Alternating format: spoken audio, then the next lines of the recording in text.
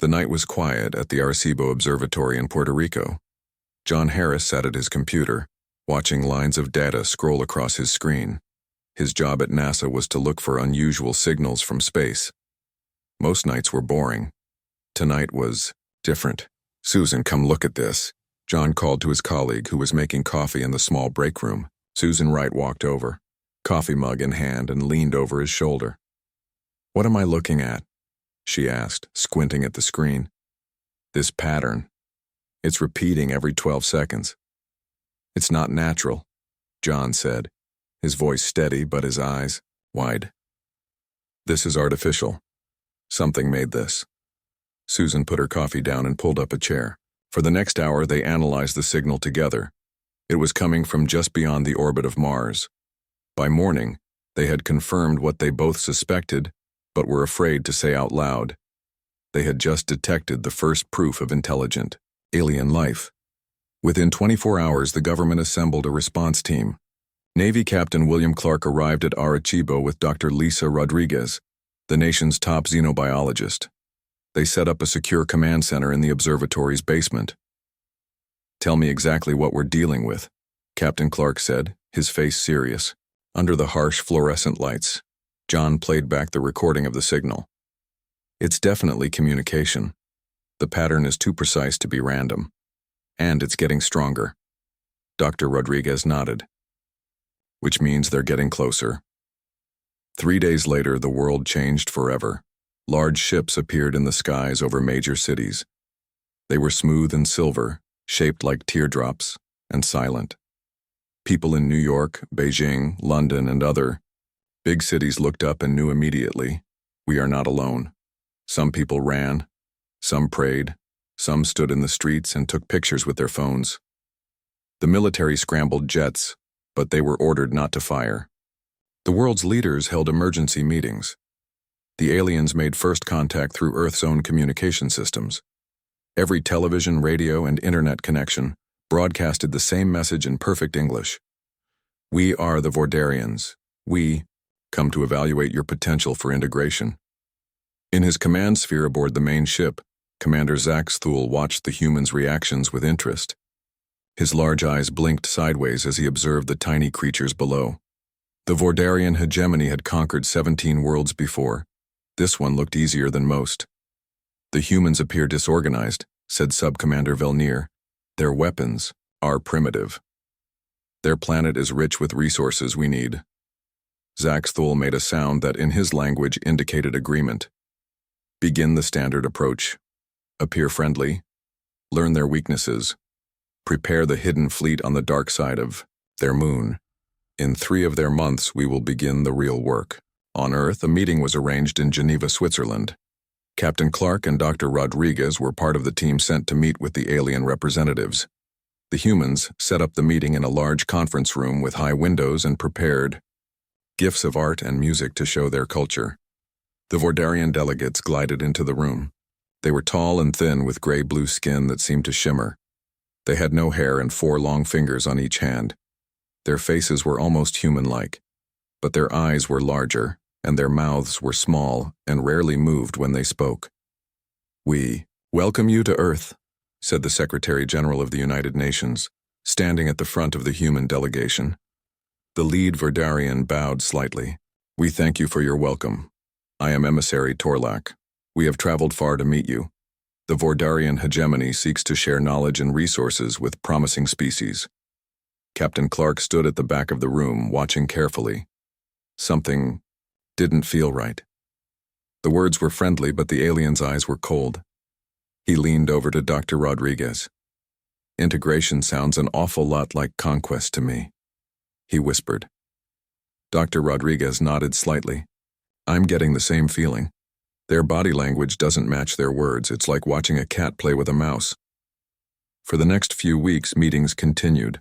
The Vordarians shared small pieces of technology, nothing too advanced, but enough to impress. They asked many questions about Earth's resources, population centers, and military capabilities. They always explained that this information would help them determine what knowledge would be most helpful to share. Meanwhile, in secret, Captain Clark was building a network of military and civilian experts who shared his concerns. They met in a secure bunker beneath the Pentagon. They're studying us like scientists study lab rats, Clark told the group. Everything they've shared is designed to make us trust them while they learn how to control us. But why? Asked a general. If their technology is so advanced, why not just attack? Dr. Rodriguez answered, because conquest is expensive. Why destroy infrastructure and kill potential workers if you can trick them into submission first? It's what humans have done to each other throughout history. Unknown to the humans, more Vordarian ships were arriving, hiding behind the moon. Engineer teams built weapons platforms in secret. Scout ships mapped Earth's defenseless cities and military bases.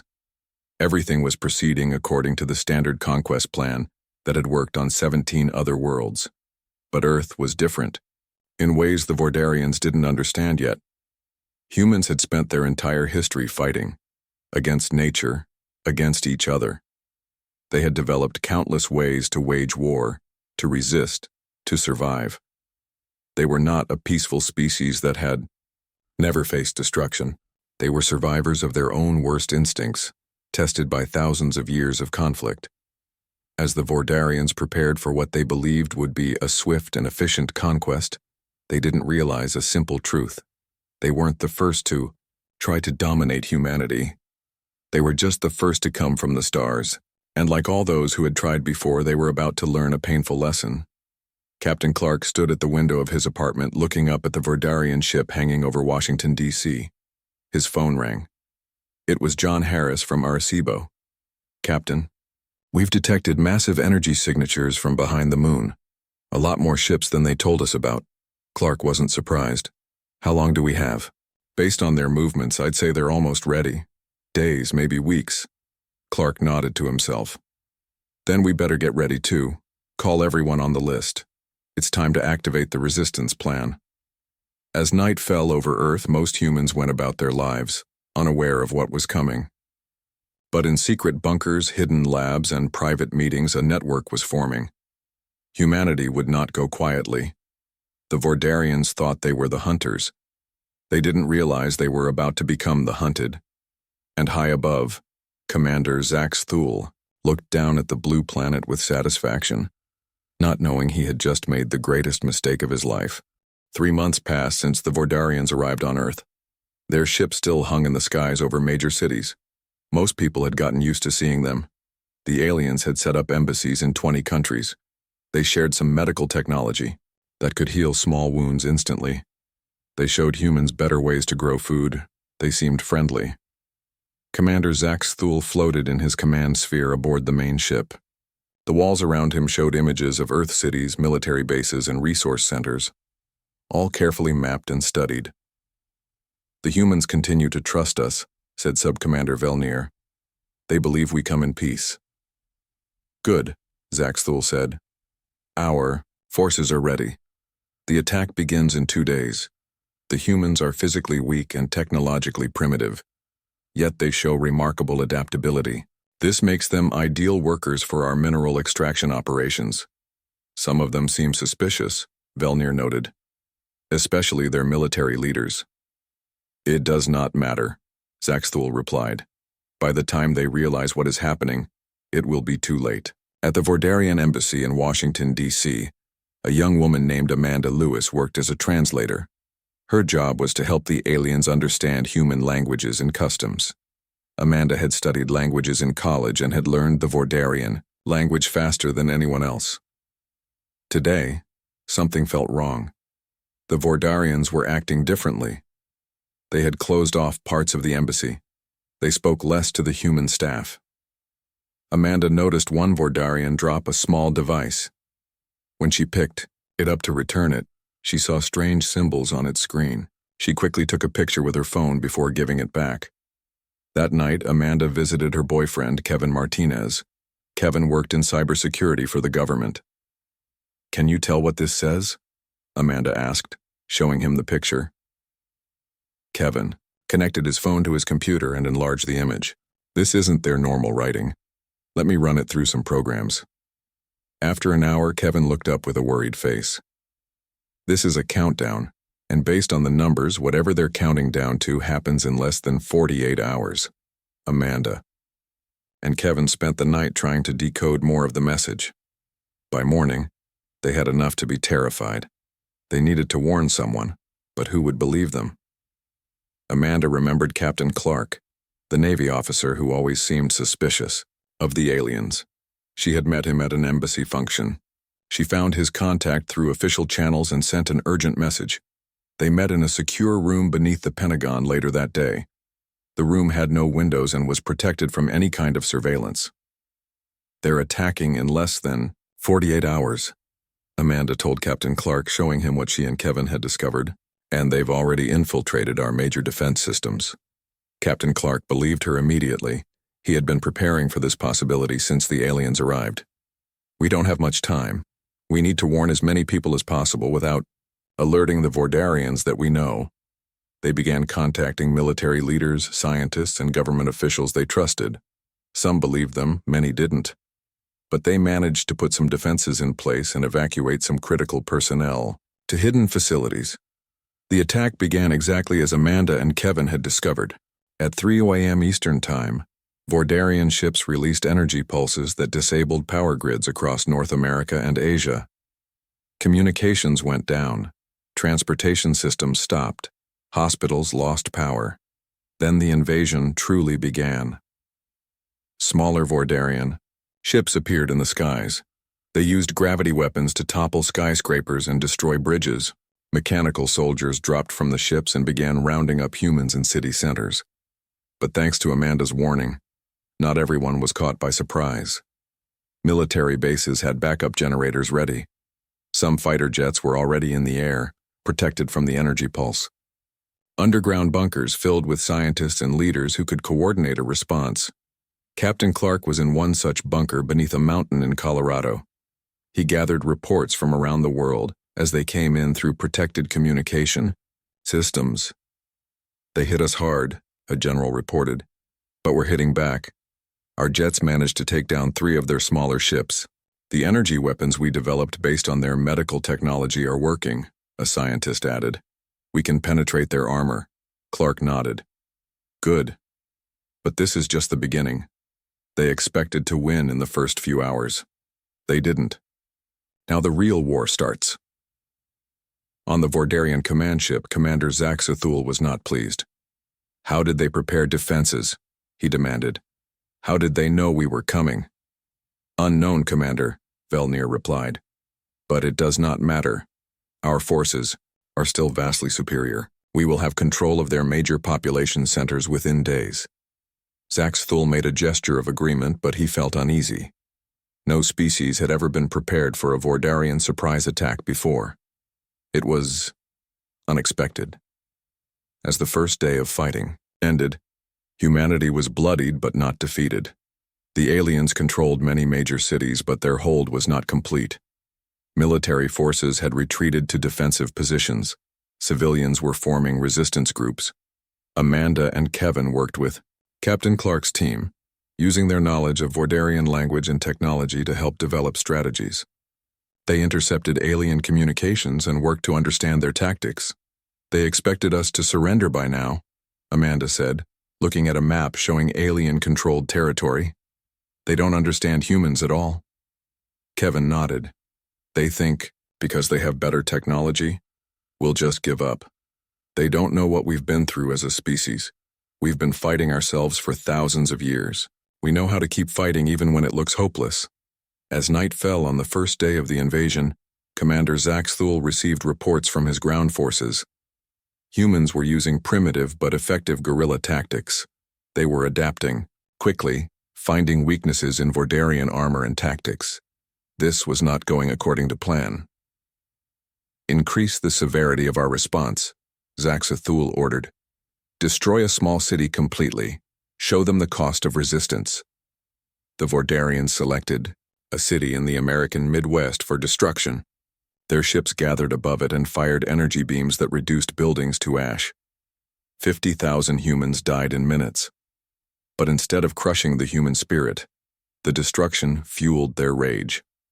As news of the city's destruction spread, resistance stiffened. Humans who had been hiding came out to fight. Those who had considered surrendering now fought to the death. Captain Clark watched the reports come in. They just made their biggest mistake, he told his team. They showed us exactly what they're willing to do. Now there's no reason for anyone to surrender. Now we fight until we win or die trying. The war for Earth had truly begun, and it would not be the quick conquest the Vordarians had expected. 6 months into the occupation, Commander Zax Thule faced an uncomfortable reality. The conquest was behind schedule. Very behind schedule. How are these primitives still fighting? He demanded of his lieutenants. His voice made the walls of the command sphere vibrate. They have no unified command structure, inferior weapons, and we control their major resource centers. Sub-Commander Velnir displayed a map showing Vordarian-controlled territory. It was smaller than it had been 3 months ago. The humans fight differently than any species we have conquered, Velnir explained. When we destroy their military units, small groups continue fighting. When we control a city, they attack at night and disappear. They adapt to our tactics faster than we can change them. Zax Thule made a sound of frustration. Increase our forces on the ground. Destroy another city. Show them the price of continued resistance. In the Rocky Mountains, former park ranger, Frank Miller watched the Vordarian scout ship through his rifle scope. He and his team of 20 civilians had been hiding in these mountains since the invasion began. They had learned important things about the alien ships. Remember, Frank whispered to the people around him. Aim for the blue glowing spot near the bottom. That's where the shield is weakest. They all fired at once. Their bullets weren't normal bullets. They had been modified by a scientist in their group.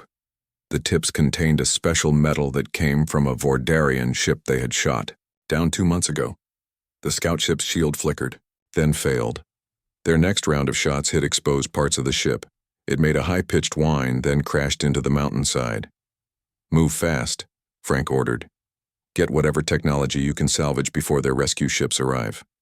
His team worked quickly, stripping useful parts from the crashed ship. They had this down to a science now. In 10 minutes they were gone, leaving nothing but a burned wreck for the Vordarians to find. Similar scenes played out across Earth. In Singapore, Dr. Patricia Wong led a team that had reverse-engineered Vordarian communication technology. They could now listen to alien transmissions and even send false orders. They're planning to move troops to the west, Dr. Wong told her resistance cell. We'll make them think there's an attack in the east instead. She typed a series of commands into a device built from alien parts. The Vordarians would waste time and resources responding to an attack that wasn't coming. In rural Kansas, Farmer George Brown made an accidental discovery that changed the course of the war.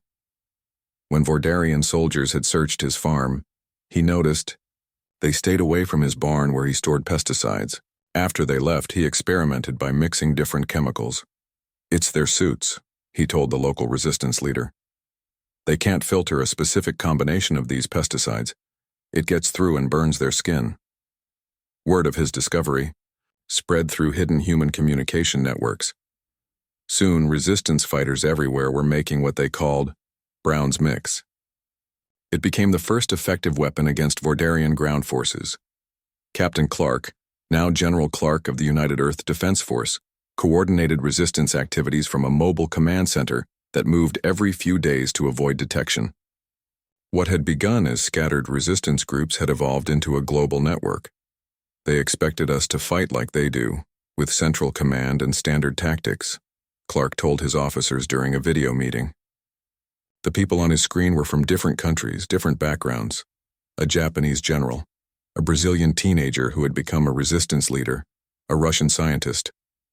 But every human is fighting their own war now. The Vordarians responded, with increasing brutality. They destroyed entire towns when resistance was found. They used biological weapons in some areas. They forced humans to work in mines and factories under horrible conditions. This only made the resistance stronger. When the aliens destroyed the city of Chicago as punishment for resistance activities, 3 new major resistance cells formed within a week. The more brutal the Vordarians became, the more humans joined the fight. Amanda Lewis and Kevin Martinez continued their work breaking Vordarian codes. They had set up a lab in an abandoned subway tunnel beneath New York City. I think I found something big, Kevin said one night, his face lit by computer screens. "I've been studying their programming language. It's actually not that different from ours in some ways." Amanda looked at his screen. "Can you use it?" Kevin nodded slowly. "I think we could create a virus that affects their systems. It won't destroy them, but it might create backdoors we can exploit." They worked for weeks, testing their virus on small pieces of Vordarian technology they had captured. When they were confident it would work, they sent the code to Dr. Rodriguez, who had established a lab in Mexico City. Dr. Rodriguez studied the virus with her team. "This could work," she told Amanda and Kevin during a secure video call. "But we need a way to deliver it to all their systems at once. Otherwise, they'll detect it and create a defense." General Clark brought together the best minds of the resistance to solve this problem. They developed a plan, a coordinated global attack on all major Vordarian communication centers. The virus would be uploaded simultaneously. High above Earth in what remained of the International Space Station, astronaut Commander Dennis Hayes and 5 other crew members had been hiding since the invasion. Everyone thought they had died when the Vordarians attacked the station during the first days of the war. In reality, they had moved to a hidden section and powered down all systems except life support. They had spent months observing the aliens' ships, studying their patterns. They had salvaged parts from a damaged Vordarian probe that had drifted near the station. Now they were ready to join the fight. "This is our one chance," Commander Hayes told his crew. "When the ground attack begins, all their attention will be down there. We'll take the shuttle we've modified and board one of their transport ships. From there, we can upload the virus to their orbital network." As the 1-year anniversary of the invasion approached, the Vordarians controlled only 20% of Earth's territory, mostly unpopulated areas and strategic resource locations. Commander Zax Thule knew his superiors in the hegemony were losing patience. No conquest had ever taken this long.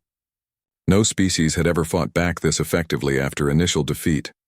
What the aliens failed to understand was that humans had been preparing for this moment for centuries, through their books, their movies, their games. They had imagined alien invasions countless times. They had played out this scenario in their minds, and now that it was real, they were ready in a way no other species had ever been. The counterattack was about to begin. The time for defense was over. 1 year after the invasion began, humans were ready to strike back. General Clark and the resistance leaders worldwide had set the date for humanity's first global counteroffensive. Amanda Lewis and Kevin Martinez had finished their virus. They sent the code to resistance cells around the world. The plan was simple but dangerous. Attack all major Vordarian command centers at the same time, upload the virus to their systems, and use their own technology against them. "This virus won't destroy their tech," Kevin explained during the final planning meeting held through encrypted video calls, "but it will create backdoors we can use to control their systems." General Clark nodded. "We only get one chance at surprise. Every team needs to hit their target exactly on schedule." The resistance had grown powerful in the past year. Millions of humans now actively fought against the aliens. They had captured weapons, learned the enemy's weaknesses, and built their own versions of Vordarian technology. In orbit, Commander Dennis Hayes and his crew prepared for their part of the mission. They had spent months modifying a human shuttle with alien parts. It now had limited shields and better engines. "Everyone ready?" Hayes asked his 5 crew members as they put on their spacesuits. "Ready as we'll ever be," said Lieutenant Sam Beck, his co-pilot. They had watched the Vordarian ships for months. They knew which ones were transport vessels, which were warships, and which carried the command staff. They also knew the patrol schedules. When the global attack began, they would capture a small Vordarian transport ship. On the ground, resistance, fighters moved into position near Vordarian command centers. In London, a team led by former police officer Lucy Grant prepared to enter through the city's old sewer system. In Rio de Janeiro, a group of university students who had become expert hackers set up their equipment on a building across from the alien headquarters. Similar scenes played out in Beijing, Moscow, Nairobi, and dozens of other cities. The day of the attack, General Clark sent a single message to all resistance cells: for Earth. At exactly noon, Greenwich Mean Time, the attack began. Around the world, humans struck at Vordarian positions. The aliens had grown complacent, not expecting such a coordinated assault. In space, Commander Hayes and his crew launched their modified shuttle. They approached a small Vordarian transport ship during a gap in the patrol schedule. Using tools they had built from captured alien technology, they cut through the hull and boarded the ship. The fight was brief but violent. The human astronauts had surprise on their side. They secured the ship, connected Kevin's virus module to its computer, and sent the code into the orbital network. On the Vordarian command ship, alarms sounded as reports came in from around the world. Multiple attacks on our ground bases, Sub-Commander Velnir reported, and our systems are experiencing irregularities. Commander Zaxathul couldn't believe what he was seeing. The humans were not just attacking, they were winning. The virus had temporarily disabled Vordarian defense systems, allowing resistance fighters to overrun multiple strongholds. How is this possible? Zaxathul demanded. Their technology is too primitive to affect our systems. But the humans had done something the Vordarians never expected. They had learned, adapted, and improved upon alien technology. Dr. Patricia Wong watched from her hidden lab as the virus spread through the Vordarian network. It's working, she told her team. We're in their systems. The Resistance now had access to Vordarian communications, defense controls, and navigation systems. They couldn't control everything, but they could cause chaos. As the battle raged, Commander Zaxathul made a desperate decision. Prepare the world cleansers, he ordered. If we cannot have this planet, no one will. The world cleansers were doomsday weapons designed to make a planet uninhabitable. The Vordarians had never needed to use them before, but the humans had anticipated this move. Dr. Wong's team intercepted the command. They're going to try to destroy the whole planet, she warned General Clark through their secure channel. They're activating weapons on their lunar base. Clark immediately contacted Commander Hayes, who was now in control of the captured transport ship. Can you get to the moon? We can try, Hayes replied, but we'll need help disabling those weapons. That help came from an unexpected source. Farmer George Brown, who had discovered the aliens' vulnerability to his pesticide mix, volunteered for the mission. I can modify my formula to work in their air systems, he explained, but someone will have to get me inside their base. Within hours, Hayes and his crew, along with George Brown, were headed for the Vordarian lunar base. The captured transport ship's codes got them past the initial defenses. They docked at the base, claiming to have urgent information from Earth. Once inside, they split up. While Hayes and his crew created a distraction, George made his way to the air circulation system. The aliens never noticed the older human who moved quietly through their base. George reached the air system control room. He opened his pack and placed his devices, simple canisters that would release his pesticide formula into the base's air. He set the timer and turned to leave, but 2 Vordarian guards spotted him. George knew he wouldn't make it out. He looked at the timer. It needed 3 more minutes. For Earth, he whispered, and charged at the guards. They shot him with energy weapons, but he kept going, fueled by determination and rage. He managed to hold them off just long enough for the canisters to release their contents. Throughout the lunar base, Vordarians began collapsing as the pesticide attacked their bodies through their breathing filters. Hayes and his crew, protected by their human spacesuits, took control of the weapon systems and disabled them. On Earth, the tide had turned. Resistance fighters had captured major Vordarian strongholds. Amanda and Kevin's virus gave humans control of alien defense systems. Dr. Wong's team redirected Vordarian ships, sending them to crash into each other. In his command sphere, Commander Zaxathul watched his carefully constructed invasion collapse around him. With the lunar base compromised and his command structure in chaos, he had no choice. Prepare for emergency departure, he ordered. We must regroup beyond this system. It was something the Vordarians had never done before. Retreat. They had conquered 17 worlds before Earth. They had never failed. Until now.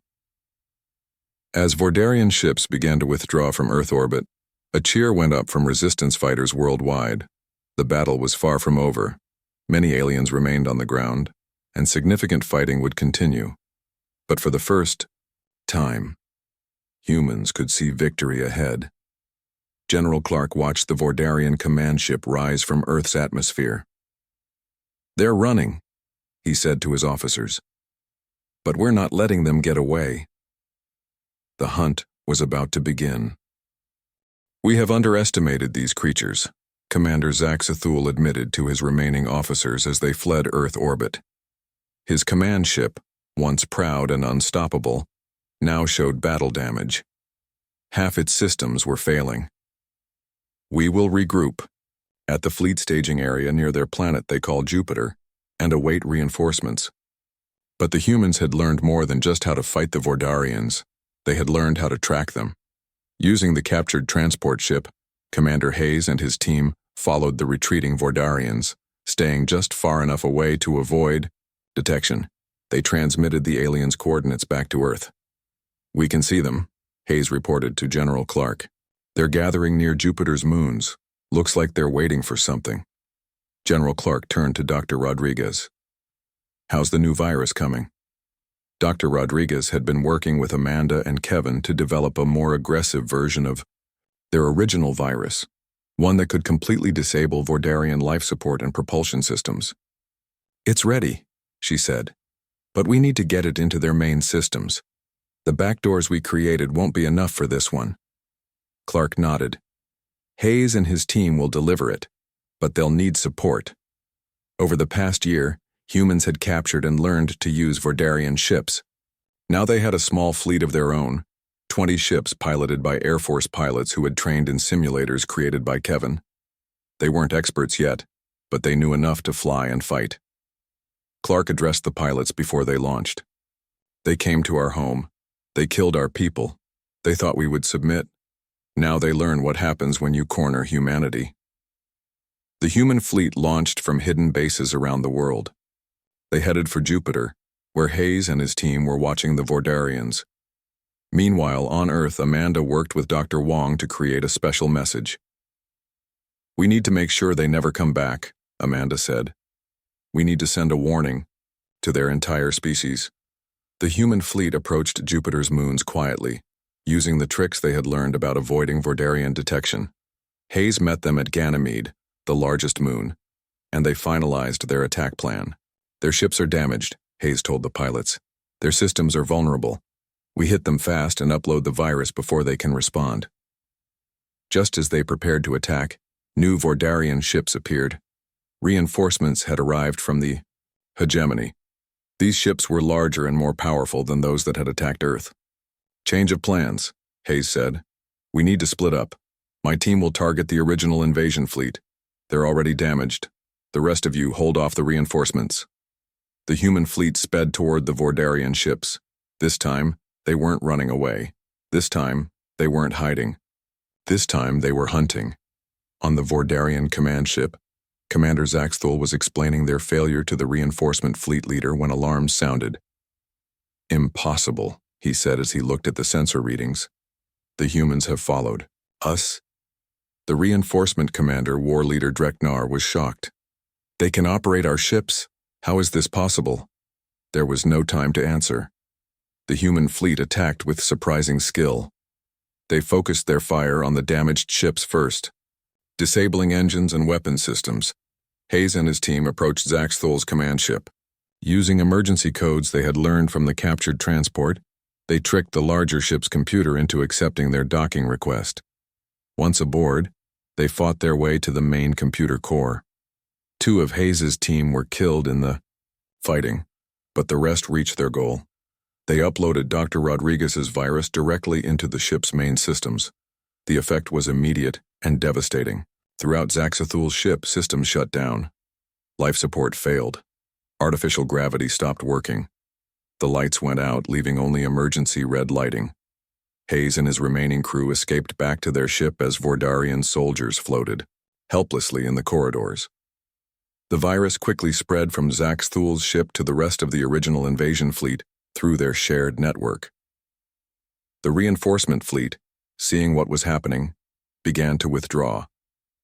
But humans had planned for this too. Dr. Wong had hacked into the Vordarian communication system. As the reinforcement ships retreated, Amanda's message was sent to them, and through them, to the entire Vordarian hegemony. War leader Dreknar received the transmission on his ship. A human female appeared on his screen. It was Amanda Lewis. "Consider this a warning to your entire species," she said, her face calm but her eyes burning with determination. "You attacked humans, beings who spent their entire history fighting each other, perfecting the art of warfare against themselves. You forced us to unite against a common enemy.